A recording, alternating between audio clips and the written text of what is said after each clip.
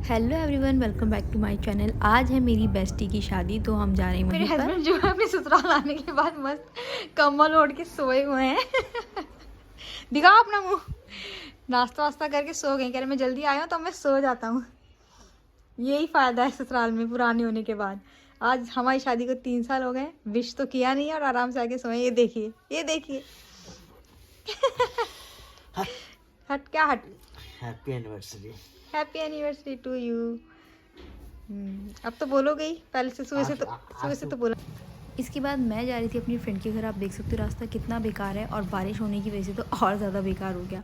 और हमने उसे जम के चिढ़ाया कि तूने बहुत कढ़ाइयाँ चाटी है, इसलिए बारिश हुई है तेरी शादी में। फ्रेंड के घर देख सकते हो आप, ट्यूशन पढ़ाती है लड़की, टीचर है। वैसे वो टीचर की ही पढ़ाई कर रही है। और शादी वाला घर तो आप देख ही सकते हो कि अस्त व्यस्त रहता ही है, चाहे आप कितनी भी कोशिश करें उसे मतलब अच्छी तरीके से रखने की, लेकिन फिर भी चीज़ें बेकार ही हो जाती हैं। यहाँ पर मिठाइयाँ जो है बन के रखी हुई हैं मेहमानों को बांटने के लिए, अड़ोस पड़ोस में सभी को बांटने के लिए। और ये जो पीली ड्रेस में आपको दिखाई दे रही है लड़की, फ़ोन पकड़े हाथ में काम करती हुई थोड़ा सा, जब मैं पहुंची थी तब भी वो काम ही कर रही थी। ऐसा ही होता है जब घर में बड़ी लड़की की शादी हो सबसे पहले, तो सारी जो भाग दौड़ है घर की उसी के हाथों में रहती है शादी वाले दिन तक। उसके बाद हमने थोड़ी सी डांस प्रैक्टिस की, जो कि उसे एंटर करते टाइम करना था, उसकी मैंने हेल्प की। अब हमारी जो ब्राइड है वो नहा ली है, उसके बाद अब मैं जा रही हूँ घर। फिर आएंगे हम लोग, पार्लर में जाएंगे साथ में, फिर वहीं से फिर फाइनल लुक मिलेगा। बोलो। फाइनल लुक देखने के लिए आप रेडी रहना। हाँ। फाइनली मैं पहुंच गई हूँ जहाँ पर शादी होनी है, और आप देख सकते हो सब कुछ बहुत ही ज़्यादा प्यारा और सुंदर सा है। सारे अरेंजमेंट जो हैं बहुत ही ज़्यादा प्यारे से किए गए हैं।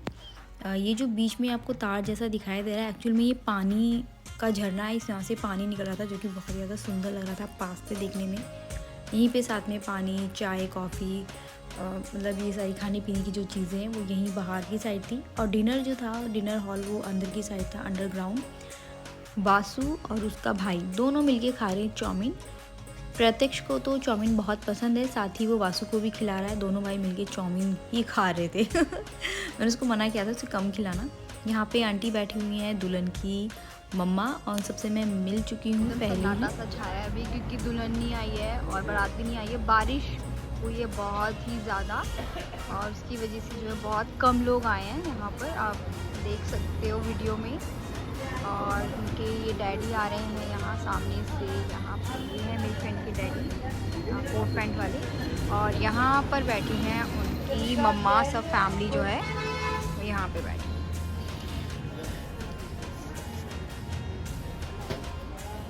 सबका वीडियो बना रही हूँ, कौन कितना।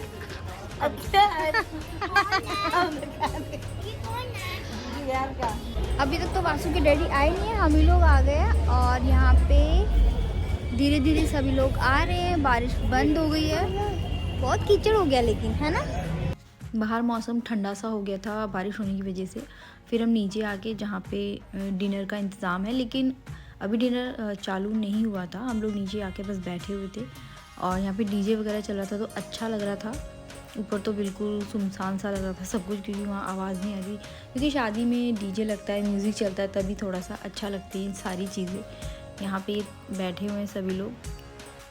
और वासु ने तो बहुत इंजॉय किया, बहुत मस्ती की, खूब डांस भी वो कर रहा था। और ऐसा होता है ना, बच्चे जैसे खाना नहीं है तो वहाँ पे सैलेड रखा है तो उसमें से प्याज उठा के खानी है, गाजर उठा के खानी है, टमाटर खाना है, तो वही चल रहा था उन लोगों का। ये दोनों शरारती जो हैं यही शरारती करने में लगे हुए थे। वासु की मैं टाई को ठीक कर करके परेशान होगी, लेकिन उसने ठीक नहीं की, और ना ही उसने ठीक से कोई फ़ोटो खिंचवाई। फोटो बिल्कुल भी नहीं खिंचवा रहा है, कितना ज़्यादा परेशान कर रहा है।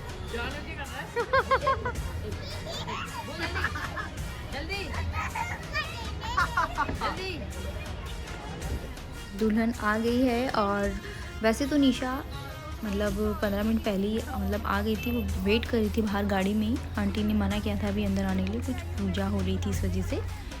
और मैं निशा के साथ नहीं जा पाई थी पार्लर में, क्योंकि बारिश हो गई थी और मैं वासु को छोड़ के नहीं जा सकती थी, क्योंकि वो 9 साढ़े 9 बजे के आसपास आई है और हमें जाना था पार्लर में। 4 बजे के आसपास, तो इतने लंबे टाइम तक मैं नहीं रह पाती और बारिश भी हो गई थी इसी वजह से। और निशा जो है वो बहुत ही ज़्यादा प्यारी और बहुत ज़्यादा खूबसूरत लग रही थी और वो बहुत ज़्यादा खुश भी थी, सबसे अच्छी बात ये। और खुश होने की वजह से जो चेहरा है वो और भी ज़्यादा प्यारा लग रहा था। देखिए मेकअप एक तरफ है और आपकी खुशी एक तरफ है।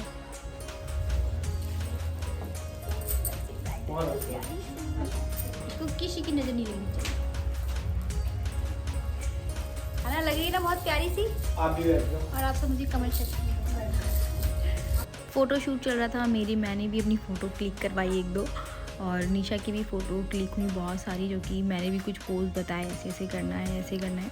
तो काफ़ी ज़्यादा अच्छा लग रहा था और बहुत ही ज़्यादा सब कुछ बहुत ज़्यादा अच्छा लग रहा था। वासु मेरे पास ही था, यहीं पर बैठा हुआ था और वो मुझसे गुस्सा हो गया था और गुस्सा होकर मुंह बना के वो सोफ़े पे ही बैठा था। मैं आपको दिखाती हूँ, ये बैठा हुआ है, आप देख लीजिए इसको कि मतलब मैं उसको आवाज़ लगा रही थी तो वो गुस्सा हो रहा था, मुँह बना रहा था गुस्सा होके एकदम ऐसे ही करते हैं बच्चे सही में। और ठीक से मैं रेडी भी नहीं हो पाई थी सच में बताऊँ तो, वासु की वजह से। एक तो बारिश हो रही थी और ऊपर से वो इतना ज़्यादा परेशान करता है, जब भी कहीं जाना होता है बहुत ज़्यादा परेशान करता है। मैंने निशा को बोला था कि निशा ऐसे ही मतलब जब तुम एंटर करोगे तो ऐसे ही घूंघट करके एंटर करना तो और भी ज़्यादा प्यारा लगेगा, लेकिन मेरी बात नहीं मानी इस लड़की ने बिल्कुल भी। कह रही थी नहीं ऐसे नहीं होगा, ऐसे नहीं हो पाएगा, चुन्नी उसने सेट कर दी है ऐसे ऐसे। मैंने कहा चलो ठीक है। उसके बाद फिर से हम लोग डांस प्रैक्टिस कर रहे थे, मैं उसे समझा के थकी, लास्ट में उसने थोड़ी सी गड़बड़ कर ही दी थी डांस करने में, क्योंकि नर्वसनेस हो जाती है। और मैं आपको एक बात बताऊँ, तब वो अपना अकेले डांस करने में थोड़ी सी नर्वस हुई थी, लेकिन उसके बाद तो उसने क्या ही किया मैं आपको आगे बताऊँगी उसके बाद बारात आई तो एक आंटी आगे कहती है कि बारात आ गई तो दुल्हन को भी ले चलो। मैंने बोला आंटी ऐसे थोड़ी होता है, दुल्हन थोड़ी ना जाएगी, दुल्हन तो भाई बाद में जाएगी ना, अभी तो बारात आएगी, स्वागत होगा बारात का, उसके बाद जाएगी दुल्हन। और बारात को आने में भी ना बहुत लेट हो गया था, 11 बज गए थे।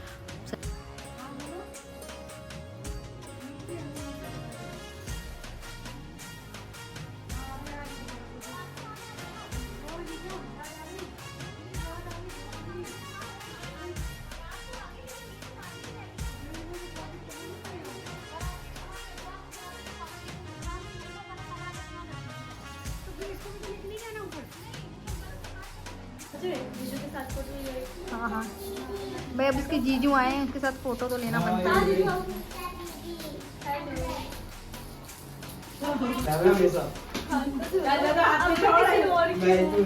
मेरा हाथ कोई और पकड़ेगा।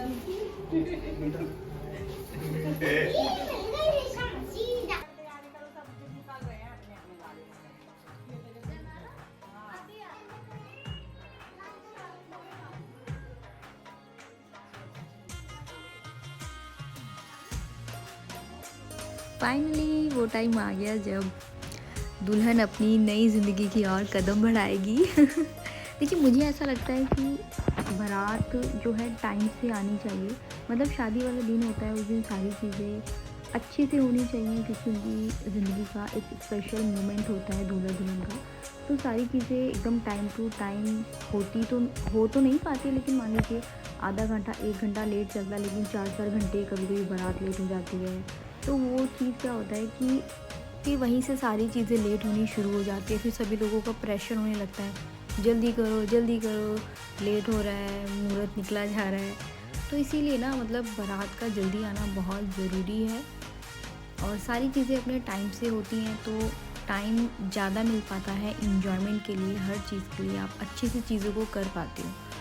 तो बारातियों से मेरी रिक्वेस्ट है, बारात ना लेट लेके जाया करें उन्हीं का घाटा है अपनी नई ज़िंदगी की तरफ धीरे धीरे कदम बढ़ाती हुई निशा खुशहाल ज़िंदगी रहे उसकी और हमेशा खुशियों से भरी रहे।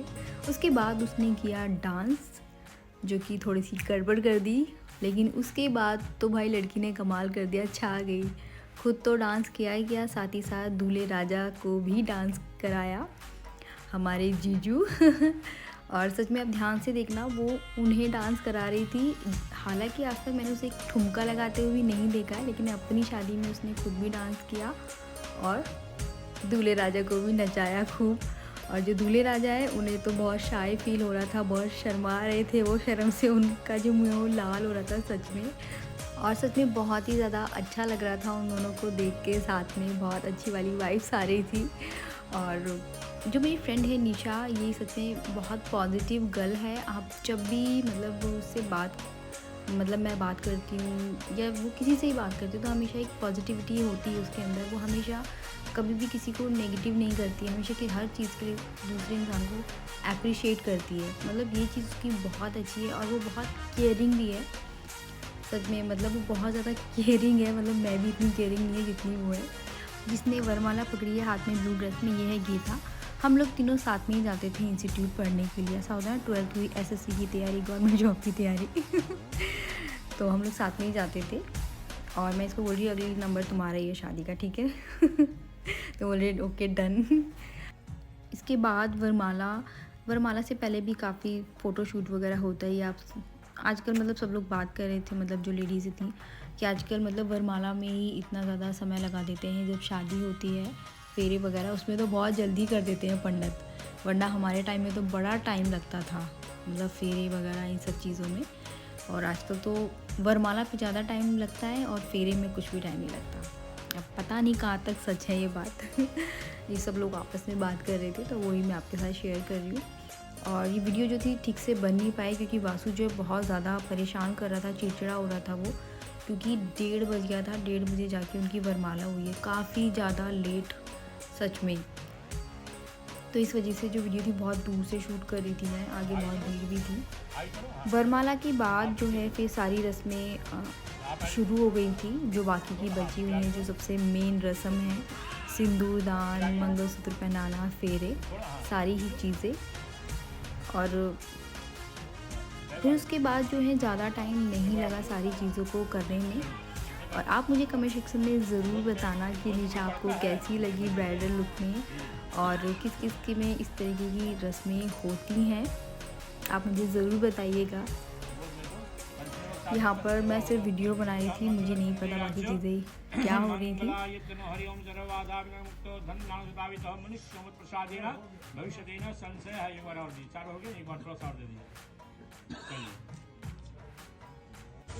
अब आई बारी सिंदूरदान की। तो सिंदूरदान से पहले वो मतलब बालों में कुछ लगाया उन्होंने और उसके बाद जो चेहरा है वो ढक लिया था। और बोला था जो उनकी मम्मी है, निशा की मम्मी, उनको बोला था कि आप कहीं और चले जाइए अभी, क्योंकि सिंदूर कोर्स मिला के साल भर चलना है। सिंदूर माँ को नहीं बोल के पहनाओ। हमारे यहाँ पर तो माता पिता लड़की के फेरे होते हुए नहीं देखते हैं, अच्छा नहीं माना जाता है। और यहाँ पर सिंदूर भरते हुए माँ को नहीं देखना था, बस यही थोड़ा सा फ़र्क था। देखिए सब जगह चीज़ें इक्वल ही रहती हैं, कुछ कुछ चीज़ें बदल जाती हैं, लेकिन अच्छा लगता है सबकी जो रीति रिवाज है उनको देखने में। और ये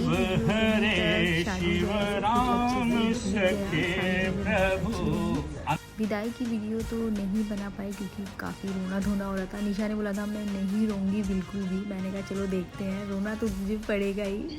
तो आखिर में उसे रोना आ ही गया। देखिए कितनी भी हम कोशिश करें लेकिन फिर भी थोड़ा बहुत रोना तो आ ही जाता है माँ को इतना रोते हुए देख के, जो भी हमारे दिल के करीब है उन सभी को। तो मिलते हैं अगली वीडियो में, बाय बाय।